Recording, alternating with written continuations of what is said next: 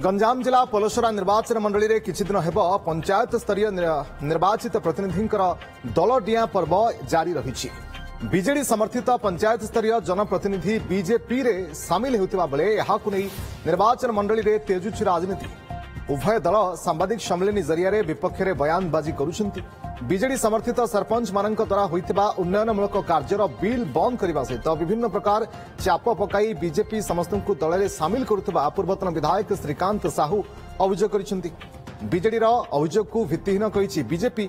पलसरा स्थित दल कार्यालय ठारे सांबादिक सम्मेलन जरिया बीजेपी रे सामिल होइतिबा सरपंच माने बीजेडी विरोध में आनिछंती संगीन अभियोग।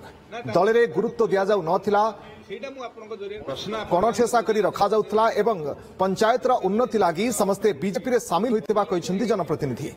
दुई दलर आरोप प्रत्यारोप को नहीं निर्वाचन मंडली रे तेजुछि राजनीति।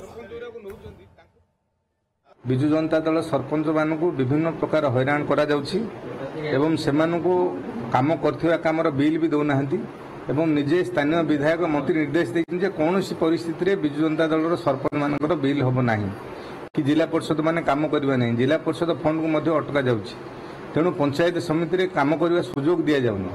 आज आमे पलसरा ब्लॉक एवं मुगुड़ा ब्लॉक तांकू बाध्य कर जाउछि जे तमे बीजेपी रे शामिल हेले तमरो बिल करा दिबो। से जहा कहिथिले सरपंच समिति मानकू चाप प्रेशर पकई एवं मिथ्या प्रतिश्रुति देई आमे दल शामिल करछु, जोटा कि भीतिहीन। जदि आज सरपंच समिति जदि आम समस्त भाई ये अच्छा आप देखुवे निज निज खुशी रे एवं पंचायत डेवलपमेंट पाई एवं जनसाधारण काम पाई एवं प्रधानमंत्री नरेंद्र मोदी यशस्वी प्रधानमंत्री नरेंद्र मोदी नीति आदर्श अनुप्राणित होई सेमान सामिल होती। सेमिति आमे तो जदि सेमिति कह गले तो मुझा मोर प्रथम थर ने मु 4 थर है सरपंच हो। जदि सेमती दुर्नीति होता बोले मत मो पंचायतवासी मत लगातार निर्वाचित करते यशस्वी प्रधानमंत्री नरेंद्र मोदी एवं आमर मुख्यमंत्री मोहन चरण माझी एवं आमर स्थानीय विधायक तथा मंत्री आंकर नीति आदर्श एवं कार्यशैली रे मु संतुष्ट होई भारतीय जनता पार्टी रे शामिल हेली।